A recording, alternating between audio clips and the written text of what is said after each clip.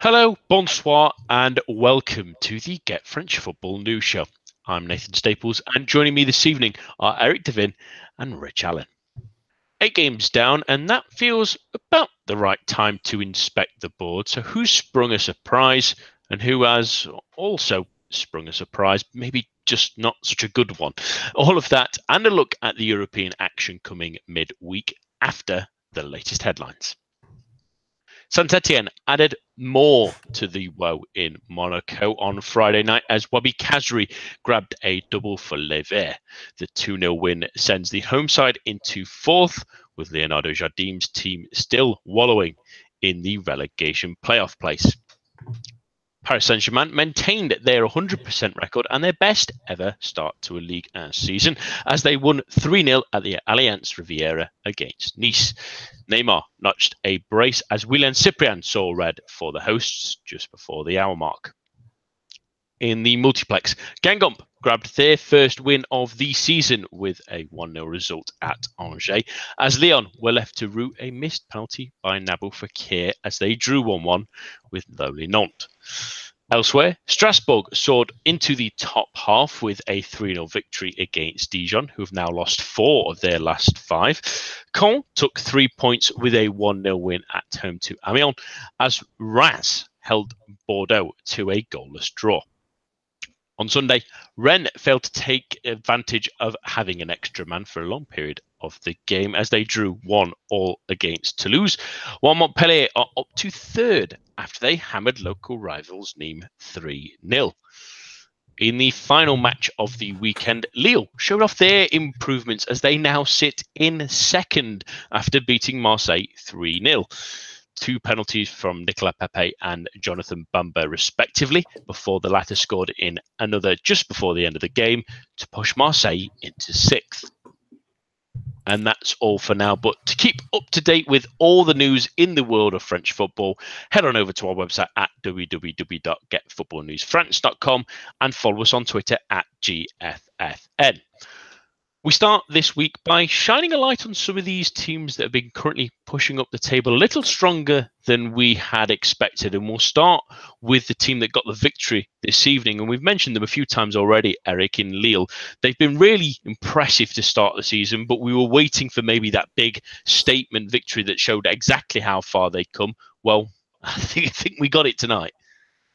Yeah, I mean, Marseille, I think we're at their best. I think Payet coming on changed the game. If he had played the whole match, I think we would have seen something a little bit different. But again, it's a win over Marseille. And given the resources of these clubs, given where they've both been over the past 3 or 4 years, Lille's scrapping for relegation, Marseille in the European final, I think this is absolutely a statement win. And I think that it's really a credit to Christophe Galtier to continue to evolve this side. I know that they had started the season very brightly, but the sales of Mothiba and Yassine Benzia somewhat upset the team's rhythm in terms of the way that they played attacking football. Having Benzia play as a slightly withdrawn attacking midfielder, really allowed a lot of dynamism with his through balls, and Mothiba was a really nice hold-up striker. But they seem to be evolving. Jonathan Akone has come into the side and used his pace in a different way than Benzia, certainly, but he certainly seems to have established a good rapport with Jonathan Bamba and Nicolas Pepe, who, again, sparkled tonight. And I think it's really a testament to Galtier's intelligence, to his evolution as a manager.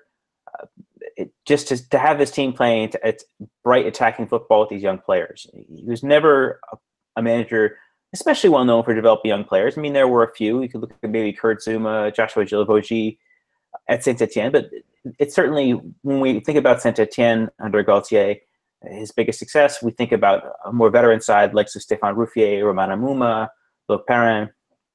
So to put the front foot forward with faith in youth and attacking football shows really that Galtier has a fantastic handling of his resources and an awareness of what he has at his disposal, and the wherewithal not to limit himself and to box himself into what we have known from him, but to really almost reinvent himself as well as his side. So, yeah, a great result, thoroughly deserved, and I think Lille, without European football, I don't see any reason why they can't stick around in terms of this battle for the top three.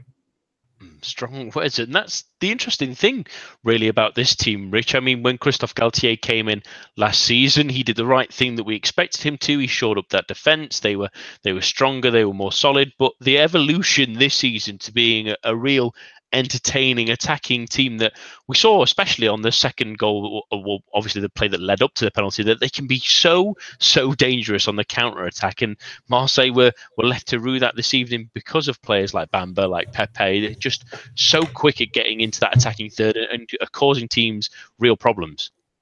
Yeah, that's exactly right. I think to sort of echo Eric's praise of Galtier, I think you just have to look at how this summer panned out compared to last summer. You obviously had the start of the new project under Lopez with Bielsa in charge, and there didn't seem to be a strategy when it came to their transfers and their movement in the market. It was just young, buy them. Don't even think about where they're going to fit in the team. Don't think how you're going to set up in games.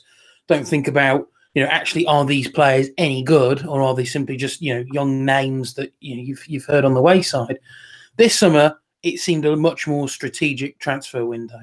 They identified the positions that they needed to recruit in, and they went out, researched the players, brought them in, and start the season, we're seeing that it's paying dividends. They're arguably playing some of the best football in the league. Even further, I think that's probably an even further incredible statement, because this is not necessarily a brand of football I would, and I think many would associate with Galtier. And again, as Eric sort of alluded to before, Galtier's Saint-Etienne side were their most successful when they were organised, defensive, resolute. This is a free-flowing Lille side now. This is a Lille side that love to get on the counter-attack, that have got quick players, that have got Bamba and Pepe who can attack on either side, fullbacks that like to get forward, ball-playing midfielders that will aid that, but also help out at the back as well.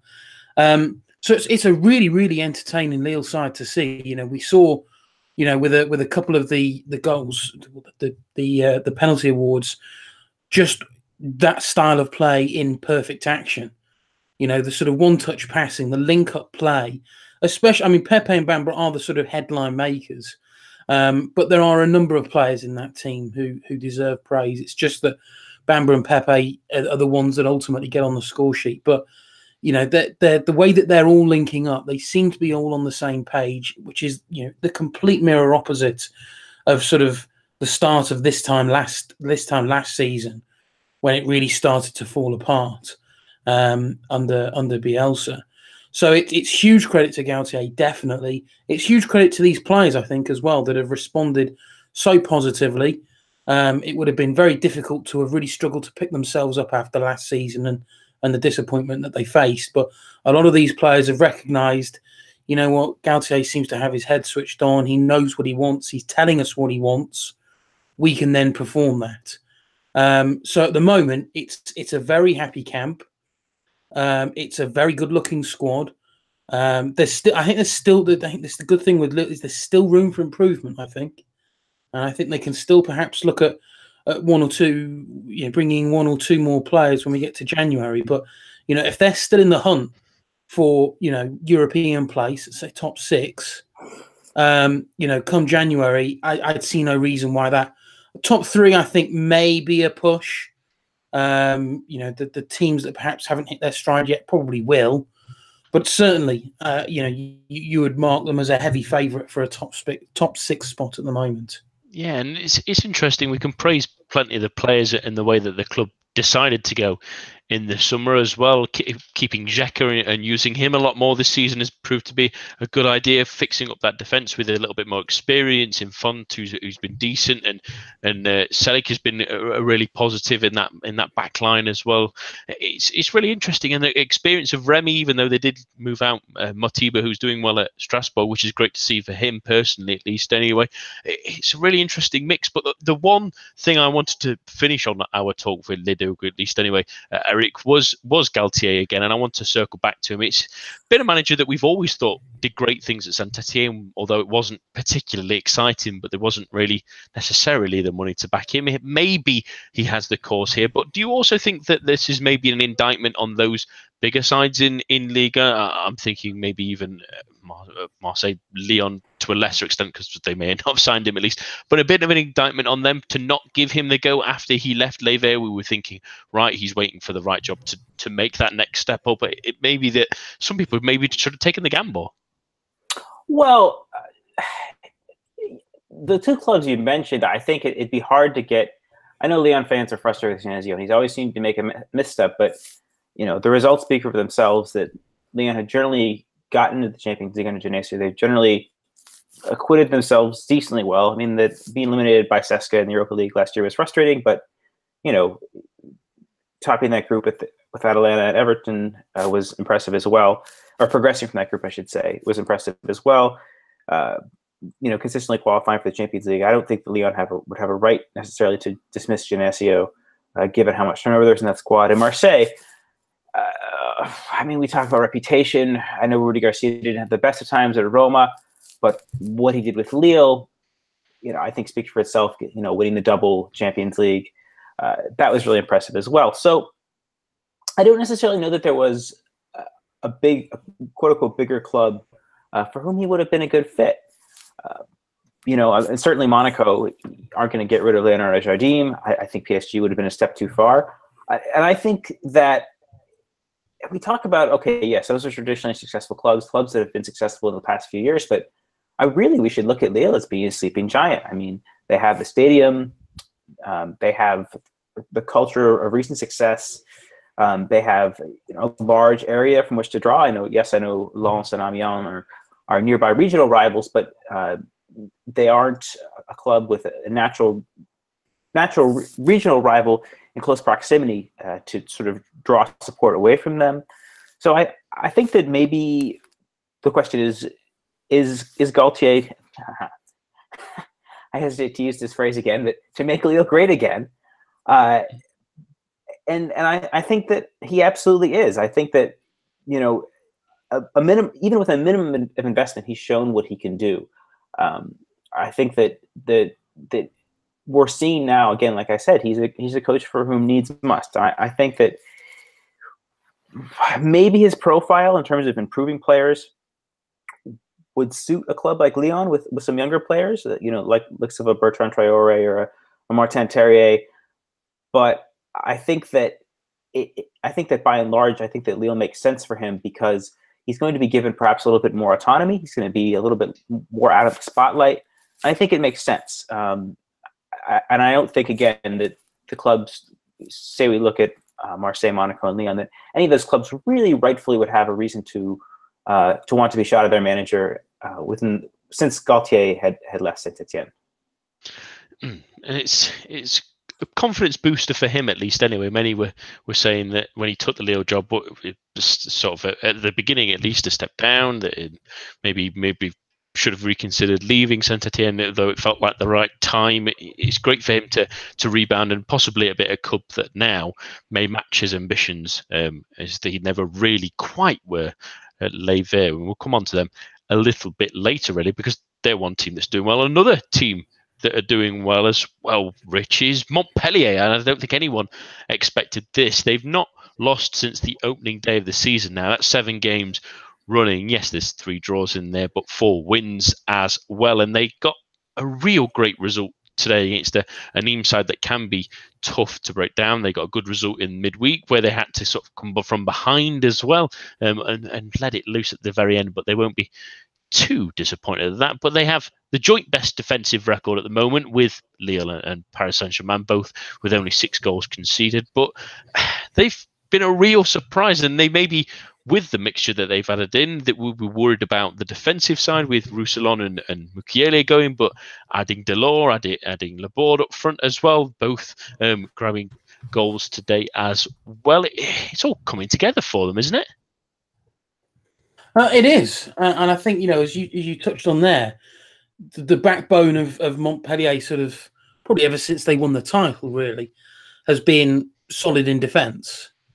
They've had good goalkeepers, they've had good defence, and that's what's got them through some pretty sticky patches.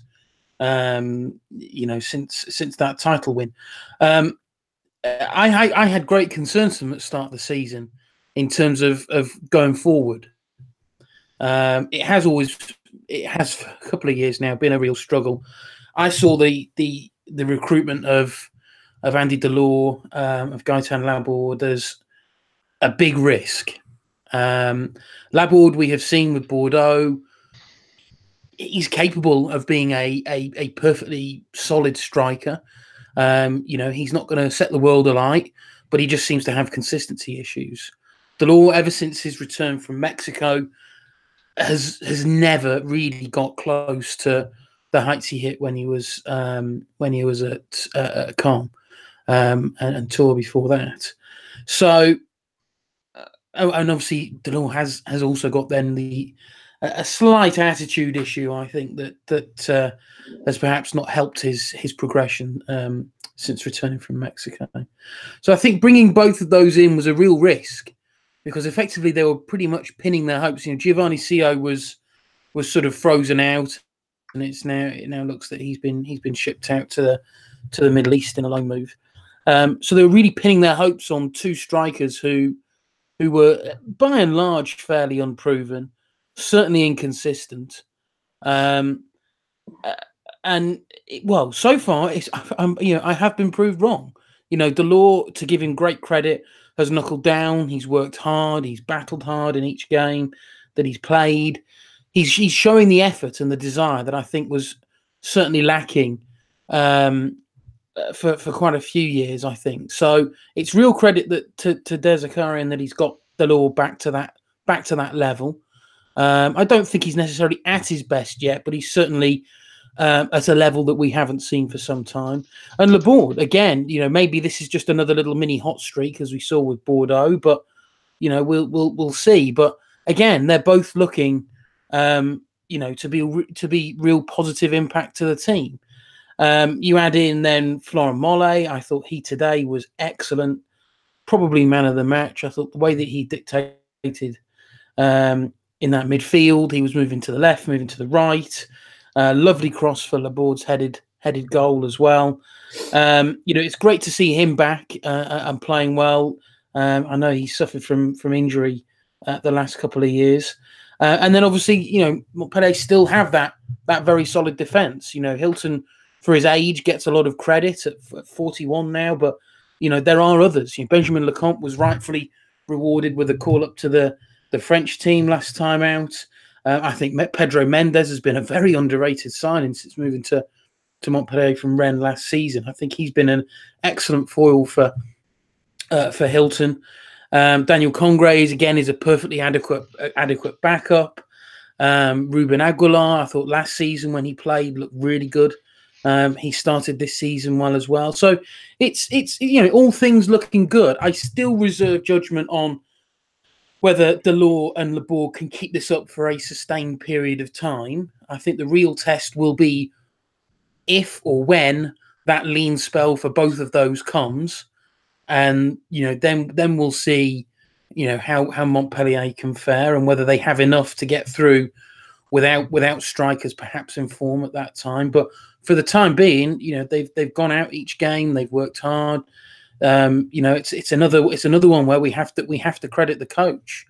It's not been the easiest of jobs since that title win at Montpellier, as numerous managers can probably attest to. But Der Zakarian has come in. He's obviously got history with the club, and at the moment, he's getting a on paper not a terrific looking team, but he's getting them all playing at their best.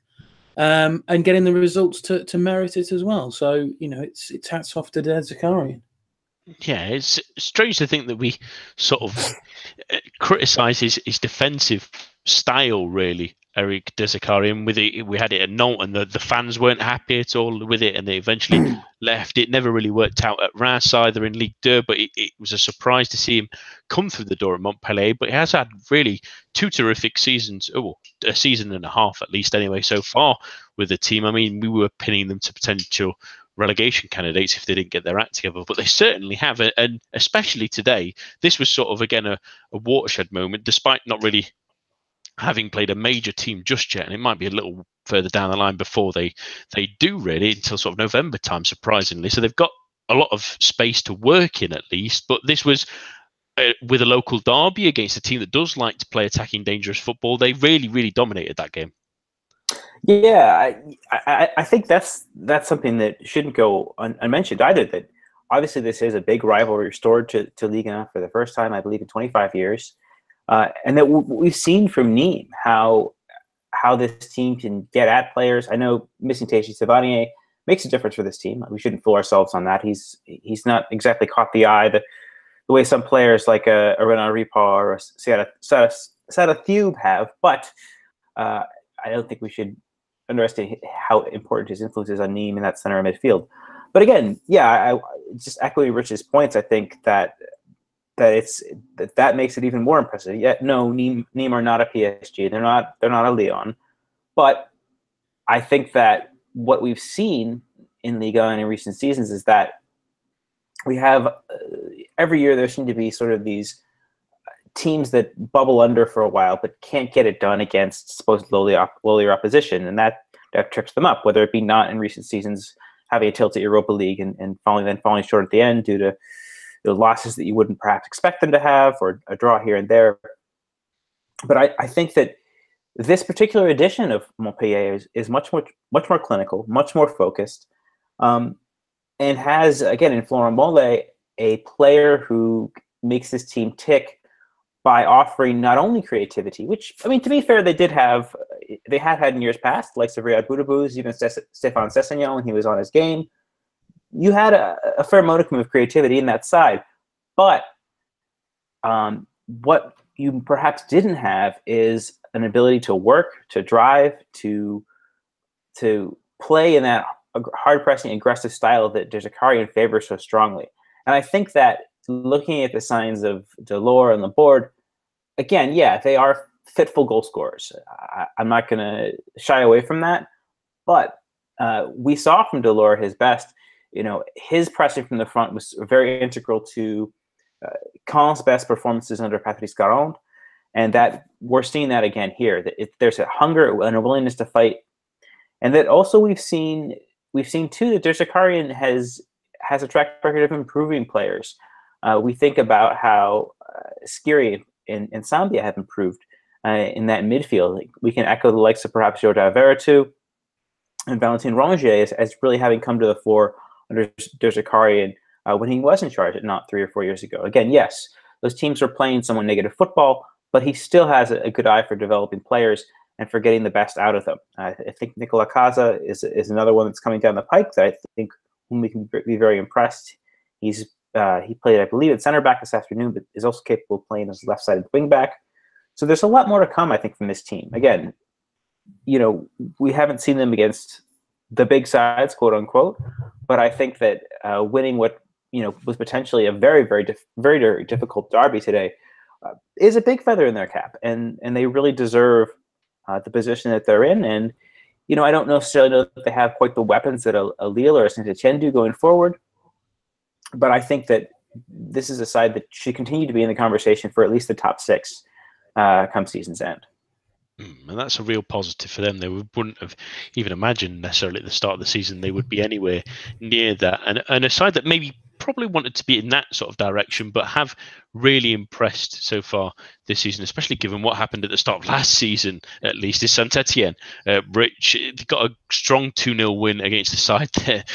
We'll be moving on to in a moment who haven't impressed so far. But for Saint-Etienne, they're playing entertaining football, and it looks like the decision to sign Wabi Kazri with a form he showed at Rennes last season, especially in this one, shows to have been an inspired move. Absolutely. He's running again. He's proven the player that I wish we'd managed to have kept hold of. But no, Saint-Etienne are looking very good. Gasset is sort of, again, he's another one that's continued his good form from last season. He obviously came in under slightly peculiar circumstances, shall we say, last season. But he's got the team playing really well, I think. You look at the starting 11 that he's putting out in games now, and it's looking a very, very strong starting 11 from front to back. I think the summer signings have all slotted in perfectly. And yeah, I mean, it really is a starting 11. You saw that the match on Friday against, you looked at that team and you thought, yeah, that's a settled 11. They're going to play well, and they did. And as you said, we'll come on to Monaco, and it's the complete opposite for them. It's obviously the likes of Khazri will get the plaudits, but it's great to see people like Lois Dioni starting to get back to his best. He had a very difficult year last year, struggled to make an impact at Saint-Etienne, was then sent out on loan to Bristol City, where he didn't have a particularly good time there either. But he's back now. I think he's scored a couple of goals. They've obviously got Cabela on a permanent now. He's gonna make an impact. But behind them, and obviously Khazri as well. And behind them, you've got Jan and Villa, and you've got Selnaes as well. I think both are very underrated players. I think Villa, since he's joined from his time in Russia, I think has been really good. And I think he's quietly, very, very quietly, gone about doing his business, and it's been a real pleasure to see him back playing regularly, looking happy, looking fit, playing well. And then Selnaes as well is proving, Villa is nice to sit in front of that defence, provide that bit of protection, and then Selnaes then is sort of the link then between defence and attack, and he's proving a perfect foil for that. He got another assist today. I think that's 3 assists in 3 games for him now. All of that then in front of a very solid defence and a very solid goalkeeper. So as a starting 11, I think there's perhaps maybe a minor issue with depth in that Saint-Etienne team. I don't necessarily think the players that they can bring in to replace those are perhaps as strong. There's 1 or 2 decent names on the bench, but I think depth is perhaps an issue that if Saint-Etienne have hopes of maybe a top 4 spot, that they might need to address come January. But as far as starting 11s go, it's certainly up there to rival many in the league, because they're all playing well. They all seem to know what they're doing on the pitch, and that's the beauty of having a settled 11, is that every player seems to be able to then develop that on-field relationship with the other 10 players. And it just works wonders. And again, it's another side that are just profiting from having a system in place that everybody understands. It's clear where the team want to go, and it's working. And that's the funny thing, Rich. People might listen to that and think that, well, yeah, surely that's what every team should be like. But if you watch Saint-Etienne at this time last season, that was exactly the antithesis of what they were. They looked like strangers out on the pitch. They looked like they had no plan and were wandering into a relegation fight. They eventually sort of pulled themselves out of, at least. But Eric, the interesting thing I like about this team at the moment, compared to years past, is just options. And Rich mentioned a few there. You've got Cabela obviously brought in, maybe Khazri, but you've also got Yannis Saliba they've brought on loan. You've still got Hamouma there and Moni Paquet, who are serviceable players. Lois Dioni's playing much more like the Dijon version of him than potentially the Bristol City version of him. We barely saw, at least anyway. But the fact that they have more of that and still have a solid midfield in front of a still decent defence, even though Ruffier had that mistake last weekend, really, that was very, very rare on his account as well. Still a very good goalkeeper. They're just a solid team again, back to front, aren't they? Yeah, I mean, this is really Gasset in 2018. I mean, he had this team playing very well down the back end of last season, in contention for Europe, which was incredible given where they were during the winter break. And he's continued on from that. I'm not really all that surprised. I think that again, you've got such a level of versatility that as long as Gasset keeps that defensive base, playing in 4-2-3-1 and giving attacking freedom to that front 4, they're going to continue to have success. I mean, the one slip up I would say that Saint-Etienne had was against PSG.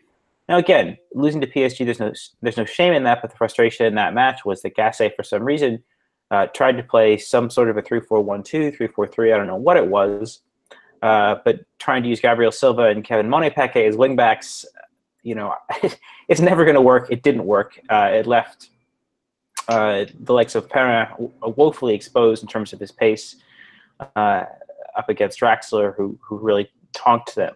So that result aside, I think that Saint-Etienne have, again, as you both have alluded to, a really wonderful balance, and to be able to have that quality off the bench. Now, again, none of these players, I think, are what one would call consistent.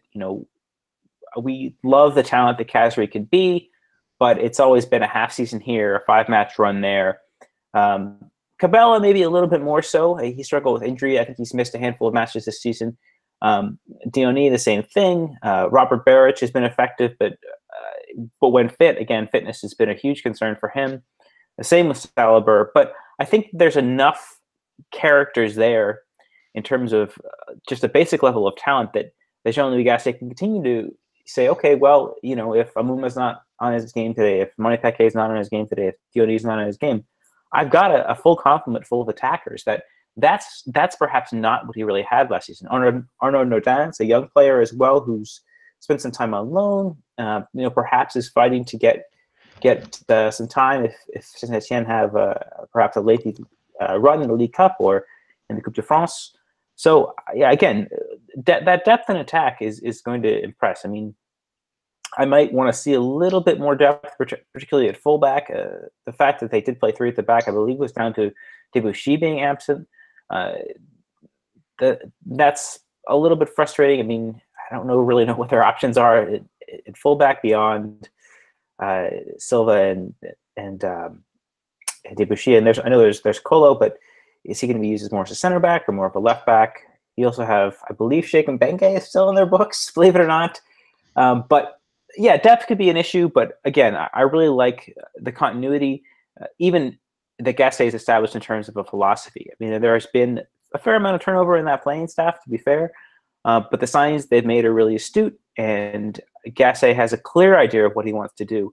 And I think that in and of itself, even if it's not perfect every time out, there can be some times when they're not as solid defensively. With that match against Toulouse, for example. But I think that having a clear plan in place, even at that very basic level, does do a lot to put Saint-Etienne streets ahead of other sides who may have, similar resources and goals. And that's the interesting thing for them, is just making sure that they can stay the course now, really, because one team that isn't doing that at all is the team they beat on Friday night in Monaco. Rich, we talked about them on Thursday, really, that they've been pretty disappointing so far, and the midweek result really compounded that. But at the same time, this one, we feel like, okay, press the reset button, let's try something different. But the 2 goals from a defensive perspective are just pretty woeful, despite them being good strikes from Khazri. There's absolutely no one around him during the moments where he had to put it in, and they tried something different. They tried mixing it around a little bit, changing formation slightly, but they just don't seem to have any kind of plan together at the moment. Monaco, they seem like what it felt like in the summer, like 11 strangers playing on a football field. Yeah, and that's the worrying thing, is that we've all sort of understood the project at Monaco, and we've understood that it's a cyclical project, in so much as they bring the players in, they develop them, they sell them on to buy more players, and that works fine. The problem that we've now got is that so many have left, and the cycle seems to be taking a little bit longer because they're having to go younger. We talked about this, I think, at the start of the season. They're having to go younger in the players. Previously, they were looking at 18, 19-year-olds. Now they're having to look at 16, 17-year-olds.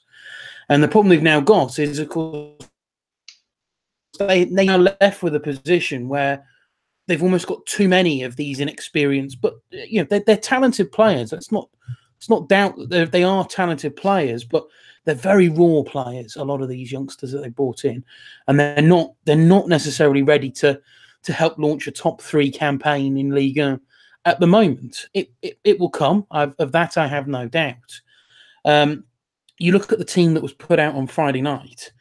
Jemison got the chop. He's been a victim of the early season form, and he was cut entirely. But it was it felt almost like it was cutting your nose to spite your face, because they then brought in Andrea Raggi. Now, I don't have quite like Andrea Raggi, but he's not the player that Monaco need right now. it's. And then, well, you look at the rest of the lineup. They had Kevin and Durham, again, talented player, barely played much football. You've got Adama Traore, talented player. Injury has forced him to play limited amount of football. Sofiane Diop, talented player from Rennes, made the breakthrough into the Rennes team. Yet here we are, and he's been chucked into the fray with Monaco, and he's struggling. And you just hope that it doesn't affect them too bad. But again, not much first team football. Moussa Silla, talented player, not a lot of football. And the list goes on with all these youngsters who are, keep stressing, they're talented, but they're not yet ready. Or certainly they're not yet ready to have so many in a starting 11. And it's really struggling. Jardim is really struggling to work out what his best 11 is. I don't have the stats with me, but I'd be gobsmacked if there were any fewer than 3 changes between matches this season. I would hedge a bet you're looking at probably 4 or 5 changes, it feels like, match after match. He doesn't yet know that first time. Now, we're used to that. Season after season, Jardim has faced that same problem. But normally, by this point in the season, we've at least got an idea that he knows roughly what his team will be looking like. I still don't think he does.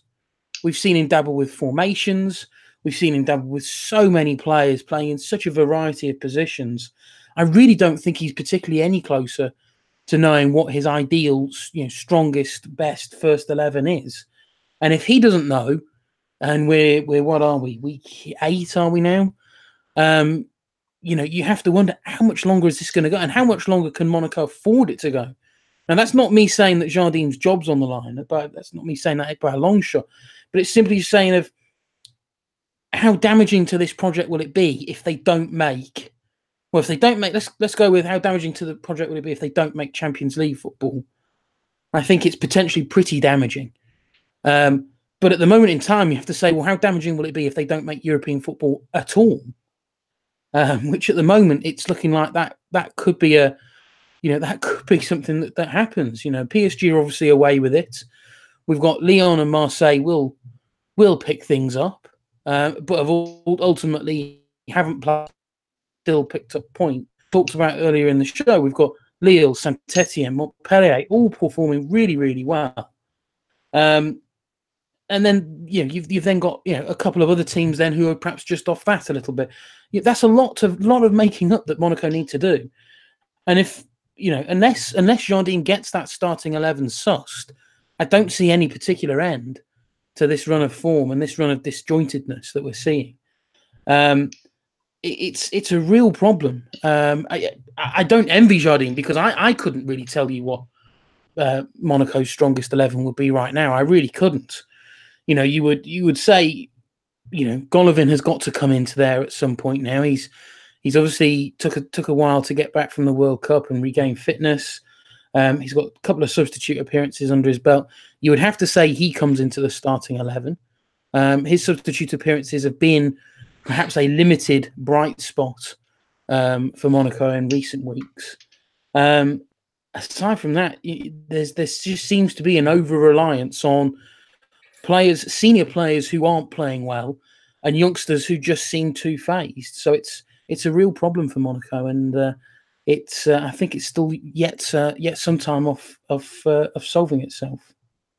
There's a lot of young players coming into this team, like you say, Richard, and underperforming older players is where I want to focus a little bit more, at least to finish off this talk about Monaco, Eric. I mean, like Rich mentioned, Jemison was the one for the chop this weekend, although he's still young. Tielemans again was someone who missed out as well. But Kamil Glik, Raji, Benalio, none of them are really, City Bay as well, none of them are really taking the mantle of bringing these young players together and taking it by the scruff of the neck. And if anything, they're making as many mistakes as the players around them. Yeah, I don't disagree with that, but I do think also that I'm not ready to condemn this Monaco team yet. I know their placement in the table says I should do otherwise. I know it's been frustrating for fans of this team, as I think they've developed a little bit more global recognition in the past few years, given their exploits in the Champions League. But there have been other bright spots too. Youssef Benacer, I think, has really looked comfortable as a central midfielder. But without Ronnie Lopez, without Stevan Jovetic, without Daniel Subasic, without Alexander Golovin, I believe Falcao's missed a couple matches as well. Benjamin Henrichs is still finding his feet in Ligue and has looked good when he has played. We know what kind of player Jean-Yves Aoulou is. So I don't think that, as frustrating as this start is, it's not anything that this team can't come back from. I think back as a Lyon fan to the 2010-2011 season. I believe Lyon started with something like one win, 1 draw, and 5 losses in their first 7 matches. It was a really horrendous start to the season, and I believe they finished they recovered to finish 4th. I think that there's simply too many weapons in this Monaco side for them not to come good. I know Jemerson's been immensely frustrating, but I think that, again, once Jardim has a fully fit complement of players, I think that he can really drive this team on. He may have been a little bit undone by that late sale of Keita Balde as well. I don't know that. I know he was a player who wasn't as influential, say, as Falcao or Ronnie Lopez last season, but certainly contributed to hit more than his fair share of goals. And to have him leave so late in the window, I think may have perhaps unsettled this team. Because if we look at this team, okay, I'll put out what I think is an ideal Monaco 11, and I think we can look at that midfield as being, probably best served by a 4-2-3-1. Benacer alongside Aoulou, and then you would look at Lopez, Golovin, and Balde before Balde's departure across that front 3. Now, in the meantime, though, we don't really have a natural fit on that right side, and I think that's the thing. He's tried, a raft of younger players there, and I don't know that any of them have particularly distinguished themselves. Maybe he's tried Granser, Nasser Chadley's been brought in, Jordi Mbula, Sofiane Diop, but there's not really been a good balance to that side in attack, and there's been an over-reliance on very, very young players. And again, so I think the future is still unwritten for this side. I'm not really willing to be pessimistic. I think that Leonardo Jardim is simply too accomplished of a manager. He's just really been hamstrung by injuries, and he doesn't necessarily have a level of reliability that he might like, particularly in midfield. I mean, the thing is, we say, oh, he keeps turning it over. Yes, but I think that undersells just how important Fabinho was for this team. I know that we talk about the brilliance and flair of Bernardo Silva, Thomas Lemar, and all the other players there, the Benjamin Mendy, but Fabinho was a constant throughout all that. He doesn't have him now. He doesn't have that center of gravity, that level of protection in midfield. I think Benacer is a fantastically skilled player, so is Aoulou, but they're both a little bit more offensively minded than is Fabinho. And I think that that's something that Jardim is cognizant of, but has yet to really digest it into how he adapts his team to play tactically. So that, for me, is really the crux of this, is that there is a best 11 there, but it needs to be sussed in such a way that allows this team to develop with all the players that Jardim is hoping for to be available to him. So I think the jury's still out, but it certainly is disappointing given the start to the season they had. But I mean, that being said, reflect back on the Champions League match. They played all right against Atletico. Perhaps we're even unlucky to lose. And so it hasn't been all gloom and doom. In the league, I think, yes, it's been frustrating, but I don't think that it's time to start the hand-wringing yet.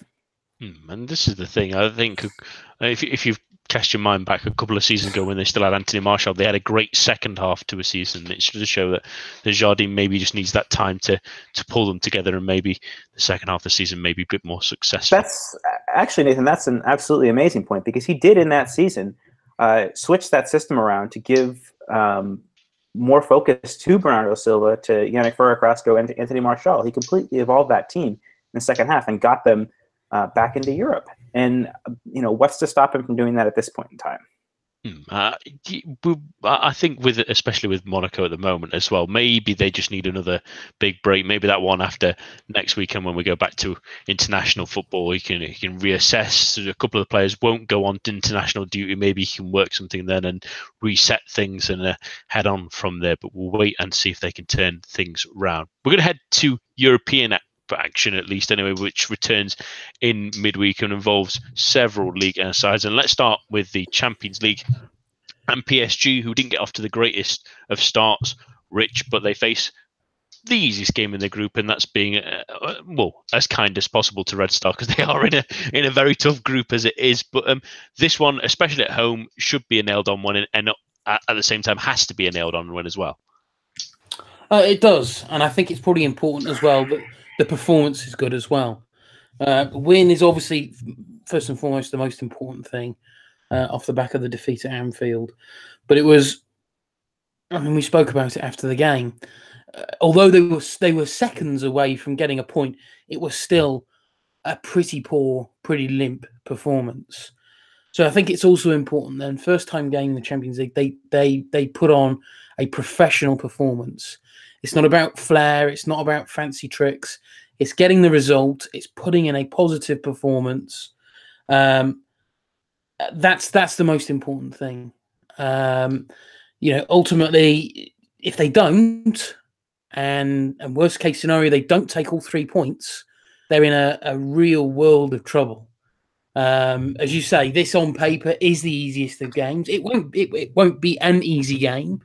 Red Star obviously put in a really good performance against Napoli in their first game at home. But PSG should be winning this comfortably. But I really, really want to see a professional performance. I want to see those senior players, those important key players to PSG standing up, showing them, actually, you know what, we're taking this tournament this year deadly serious. We're in it to win it. And here is a performance that will demonstrate that.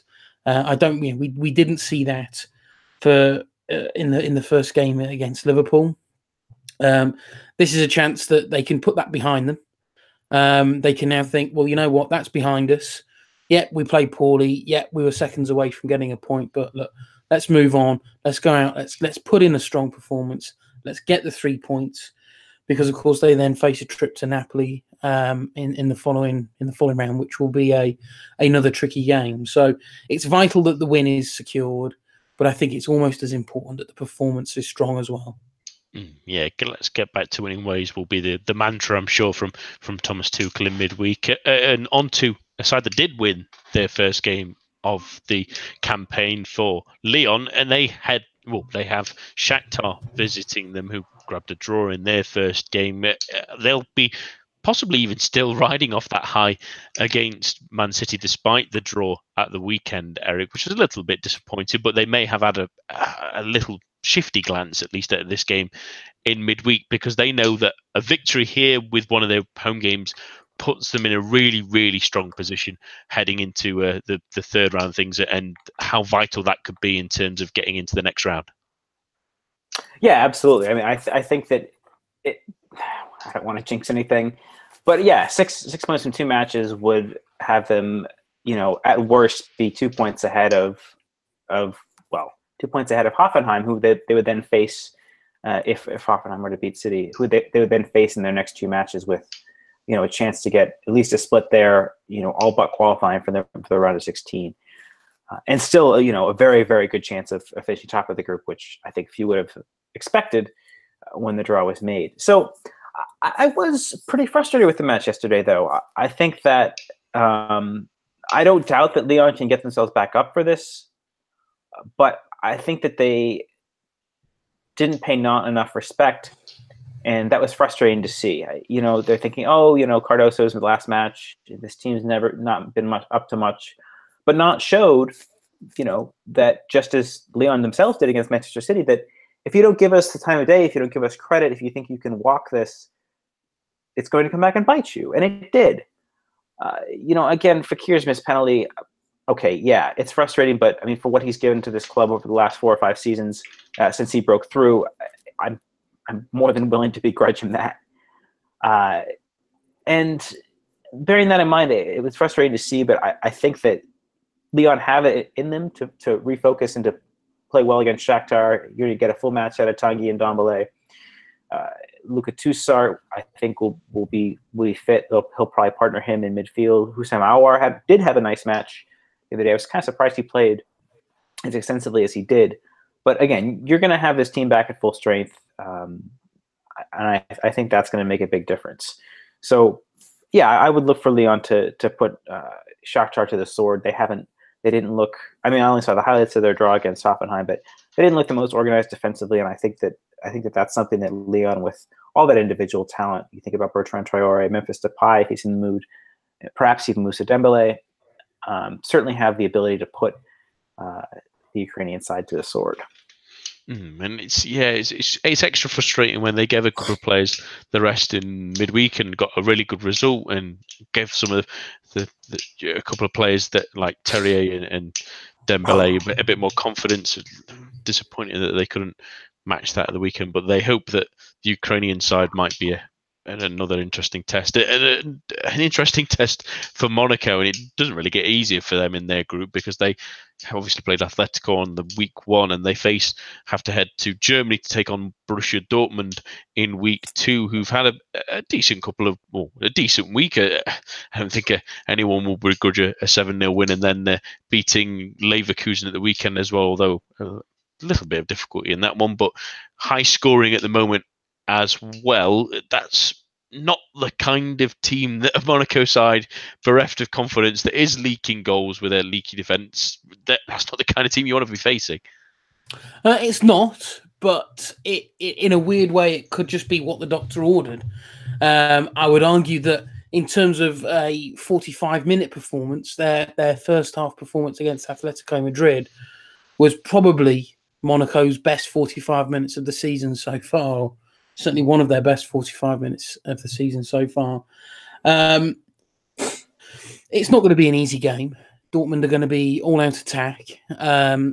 So I think what Monaco have to use is a little bit of calling back to those youngsters and those raw players. Well, if you're going to chuck them in, I would say chuck them into the Champions League. You know, that's probably where they're going to thrive. It's a great part of a great place for them to sort of get some experience. It's Champions League. It brings with it its own sort of special moments that a lot of those youngsters will love. So I say for this game, throw your youngsters on. I think it's a case of give a statement to those senior players who've failed to deliver. I don't see them qualifying from this group. And so for Monaco, it's a case of, well, let's at least try and get a little bit of form, but let's also give these youngsters at least something to be excited about that might then rub off onto league form. So I'm not anticipating a win, but I am anticipating a slightly improved performance from Monaco. And maybe this is a chance for Monaco to have an eye on something else for a little bit instead, to try and ease things a little bit, at least as much as they can. Eric, on to Europa League action now, and Bordeaux are facing Copenhagen. They had a disappointing result in that first game. They need to get a result in this one if they want to progress with Zenit coming in a doubleheader straight afterwards. Yeah, I think so. Copenhagen actually lost at the weekend, somewhat surprisingly, to slip into second in the Danish League. I'm not trying to watch the Danish League, but there's a few names for Copenhagen that people might recognize. Nikolai Thompson, who was a bit of a head case at Mount. Pierre Benson, who was on loan at Bastia recently from Mainz, is there as well. But I don't think that this Copenhagen side have really enough to trouble Bordeaux. I know that they were a little bit profligate at the weekend, but I think that Bordeaux, by and large, have been fairly impressive going forward. You think about the young players like Samuel Kalou and Francois Camino. Jimmy Brion's been, up to his old tricks again. He's still got a decent amount left in his locker. There's still some questions about the fullbacks, about the defense. But I would say that Bordeaux, they got a good win over Lille in midweek. They beat Guingamp, a match, they were supposed to win. So I think the results since that Slavia Prague game have been, by and large, positive for the Girondins. And, sitting ninth place in the table, not too far from the top 6 in terms of points. I think that there's enough here to have this be a redemptive restart, if you will, to Bordeaux's European campaign. And it'll be interesting to watch indeed. On to Rennes now. Rich, and they've had a disappointing result this weekend with the 1-1 draw, where they really almost certainly should have put it away, and at the same time they struggled to pull away from Jablonec, and now it's a long trip to Kazakhstan to face Astana on Thursday night. That's going to take a lot out of them, and any legs that the strikers have at the moment is going to be washed away a little bit. It's going to be a tough trip, isn't it? It'd be a very tough trip. Never easy, those long-haul trips for European football. I believe, although I'm open to be corrected, I believe Astana also play on a synthetic pitch as well, which is obviously something slightly different. They're getting fewer and far between in France, so the sort of plastic pitch that they might be playing on will also be thrown into the difficulty for them. It's going to be a test. I would perhaps argue it's I think purely for the distance involved, I would suggest it's possibly their trickiest game, although the trip to Kiev maybe would rival that. But it's going to be an interesting one. They're going to come up against the former player in Pedro Henrique. I mean, it's difficult to say. I mean, Rennes have been so disappointing the last few weeks. Fairly clear problems, I think, within that team that they perhaps failed to address in hindsight since the summer, and just a sheer inability to hold on to a lead. So they're looking very fragile, even when they're ahead in games, and arguably even more fragile when they're ahead in games, because this is starting to become a bit of a running trend now. I think it's all but one of their games this season they've gone ahead, and the majority of those games have failed to hold on for at least a point. So I'd like to see that they can come away with something. I thought, again, performance-wise, it wasn't too bad against Jablonec. It was just, again, that final quarter they failed to take their chances. Astana perhaps might not be as kind as Jablonec were, and are going to pose a far bigger attacking threat. So I think it's going to be tough, and I think if they can come away with a point, that's probably a job well done, I think. Yeah, let's wait and see. I'm pretty sure they'll be delighted to get a little bit of something away from home if they can, because that's such a long trick for any team to have to take. The final game in the Europa League action this week is going to see Marseille heading to Cyprus to take on Apollon Nicosia. It's always an interesting European staple, almost, Apollon at the moment, really, Eric, whether it be Champions League or Europa League. But Marseille having lost that home game, especially to Eintracht Frankfurt, despite the Germans being a decent side and everything like that, it's absolutely vital for their European campaign for them to get a victory here. Yeah, I think so. Obviously with that doubleheader against Lazio coming up, Lazio, have their own battles to fight in Serie A, which looks very, very competitive this season in terms of their top 4 race. But neither, again, can Marseille afford to slip up too much in this Europa League state.